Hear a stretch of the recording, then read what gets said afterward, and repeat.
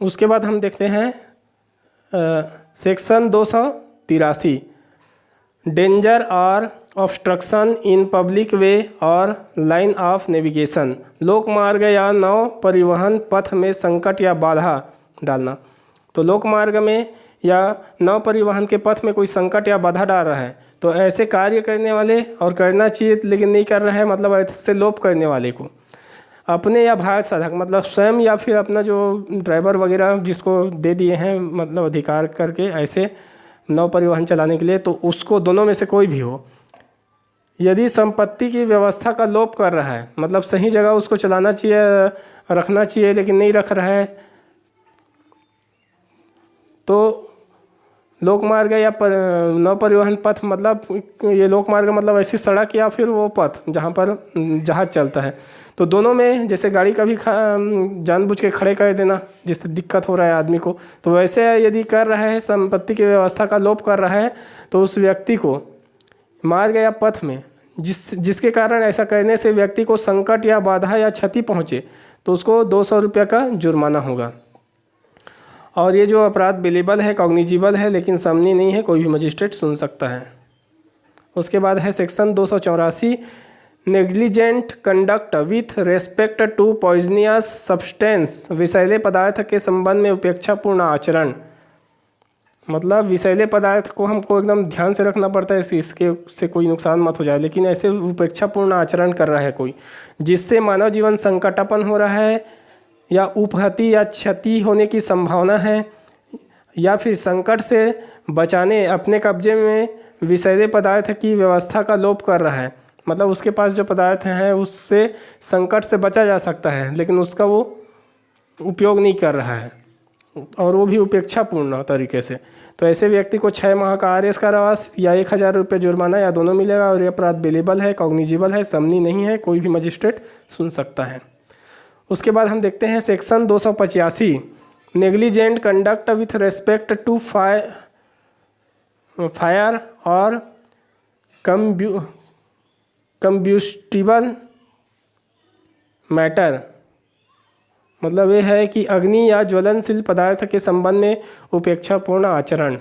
तो आग या कोई जलने वाली चीज़ में यदि उपेक्षा किया जा रहा है तो बहुत ज़्यादा दुर्घटना हो सकता है। तो ऐसे में उतावलेपन या उपेक्षा से ऐसा कर रहा है जिससे मानव जीवन संकट में पड़ रहा है या उपहति या क्षति होने की संभावना है, और या फिर अपने कब्जे में उस पदार्थ जो संकट से बचाने के लिए पर्याप्त हो उपेक्षापूर्ण उसका लोप कर रहा है, उसका उपयोग नहीं कर रहा है जानबूझ के, तो ऐसे व्यक्ति को 6 माह का आरएस कारावास या 1000 रुपये जुर्माना या दोनों मिलेगा। और यह अपराध जो है बिलेबल है, कॉग्निजिबल है, लेकिन समनी नहीं है, कोई भी मजिस्ट्रेट सुन सकता है। उसके बाद है section 286, negligent conduct with respect to explosive substance, विस्फोटक पदार्थ के बारे में उपेक्षापूर्ण आचरण। कोई विस्फोटक पदार्थ में ऐसा कर रहा है, उपेक्षा कर रहा है, तो वो तो बहुत बड़ा घटना हो सकता है। ऐसे स्थिति में कोई यदि उतावलेपन या उपेक्षा से मानव जीवन को संकट कर रहा है ऐसा करके, या उपहति या क्षति होने की जिसकी संभावना है इसके कंडक्ट से, या अपने कब्जे के पदार्थ जो संकट से बचा सकता है उसको उपेक्षापूर्ण लोप करेगा, उसका उपयोग नहीं करेगा, तो ऐसे व्यक्ति को 6 माह का आरएस कारावास या 1000 रुपये जुर्माना या दोनों मिलेगा। और ये अपराध बिलेबल है, कॉग्निजिबल है, समनी नहीं है, कोई भी मजिस्ट्रेट सुन सकता है। अब section 287, negligent conduct with respect to machinery, machinery के संबंध में उपेक्षापूर्ण आचरण। कोई मशीन में कार्य उपेक्षापूर्ण करेगा या उतावलेपन से करेगा जिससे संकट या क्षति उपहति संभावना हो, या मशीन के देख रेख या व्यवस्था करना चाहिए था लेकिन वो लोप किया है जिससे कोई घटना हो सकता है, और ऐसे जो कार्य कर रहा है उपेक्षापूर्ण, तो उसको 6 माह का आरएस कारावास या 1000 रुपये जुर्माना या दोनों मिलेगा। और ये जो है बिलेबल है, कॉग्निजिबल नहीं है, समनी नहीं है, कोई भी मजिस्ट्रेट सुन सकता है। अब सेक्शन हम देखते हैं 288, negligent conduct with respect to pulling down और रिपेयरिंग बिल्डिंग्स, किसी निर्माण को गिराने या उसकी मरम्मत करने के संबंध में उपेक्षापूर्ण आचरण, है ना। तो गिराने से मानव जीवन संकट से बच सके, मतलब ऐसा वो पुराना हो चुका है बिल्डिंग जिसको गिराने से नहीं गिराएगा तो कोई घटना हो सकता है, गिराने से उसका जीवन बच सकता है। तो यदि नहीं गिराता है तो गिराने का लोभ करता है ना, तो ऐसे स्थिति में उस व्यक्ति को जो संकट में डाल रहा है मानव जीवन को, उसको 6 माह का आर्रेस्ट कारावास या 1000 रुपये जुर्माना या दोनों मिलेगा। और ये जो है बिलेबल है, कॉग्निजिबल नहीं है, समनी नहीं है और कोई भी मजिस्ट्रेट सुन सकता है। उसके बाद section 289 negligent conduct with respect to animal, जीव जंतुओं के संबंध में उपेक्षापूर्ण आचरण। तो यदि उसके कब्जे में जीव जंतु के व्यवस्था में लोप करते हैं, मतलब उसको संभाल के रखना चाहिए और वो संभाल के नहीं रखता है ना। मान लो कोई बंदर पकड़ा है, छोड़ दिया, उसको किसी को काट लिया, ऐसा यदि जानवर रखा है तो उसको संभाल के रखना चाहिए। जिससे मानव जीवन संकट में हो रहा है या घोर उपहति कारित हो रहा है या अधिसंभाव्यता से बच सकता था, मतलब जो लोप किया है ना, तो संभावना से बच सकता था यदि वो लोप नहीं करता। तो ऐसी यदि कर रहा है कोई तो उसको 6 माह का आर्रेस्ट कारावास, 1000 रुपये जुर्माना या दोनों मिलेगा। और ये अपराध बिलेबल है, कॉग्निजिबल है, समनी नहीं है और कोई भी मजिस्ट्रेट इसको सुन सकता है।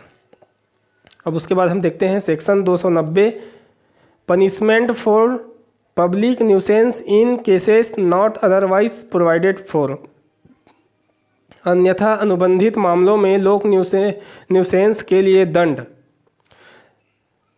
है ना। मतलब अनुबंधित मामले में, मतलब जिसका अन्यथा दंड नहीं है, न्यूसेंस के लिए अलग से यदि कोई दंड नहीं है तो वहाँ इसको दंड मिलेगा, 200 रुपये का जुर्माना होगा। और ये बिलेबल है, कॉग्निजिबल नहीं है, समनी नहीं है, कोई भी मजिस्ट्रेट सुन सकता है।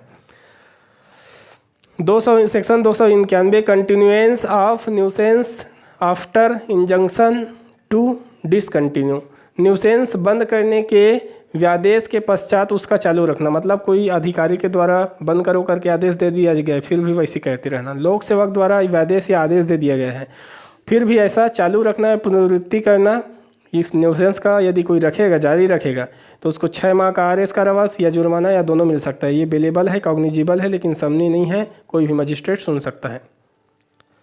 उसके बाद है section 292 sale its of option books its, अश्लील पुस्तकों आदि का विक्रय आदि।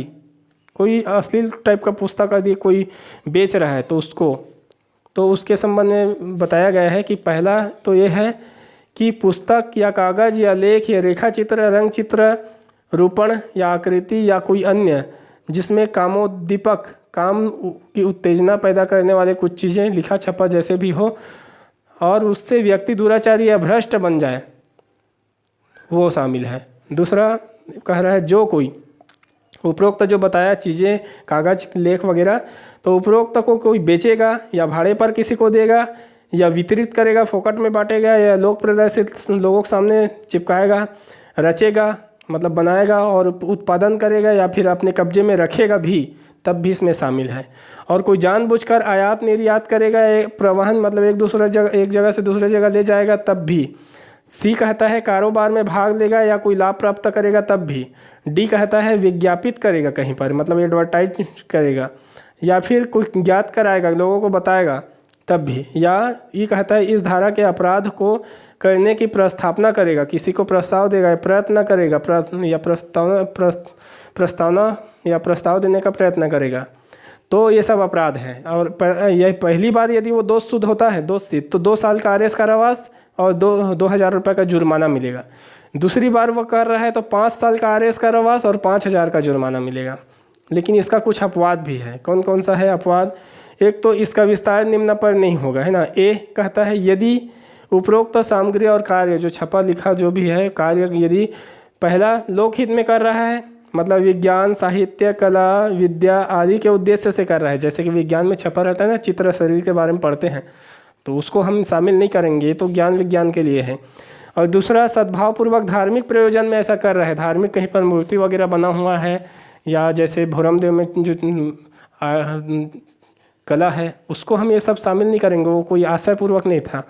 बी कहता है कोई ऐसा रूपण जो प्राचीन संस्मारक, पुरातत्वीय स्थल और अवशेष, मतलब अभी जो बताया वही सब यदि है, या फिर दूसरा मंदिर में मूर्ति, धार्मिक प्रयोजन, रथ आदि में उत्कीर्ण है, उत्कीर्ण करके खोदे रहते हैं, वो सब ये कोई उद्देश्यपूर्ण नहीं था, तो ये सब अपवाद के रूप में आएगा। और ऊपर वाला जो अपराध है वो सब करेगा, वो बिलेबल है, कॉग्निजिबल है, लेकिन समनी नहीं, कोई भी मजिस्ट्रेट सुन सकता है।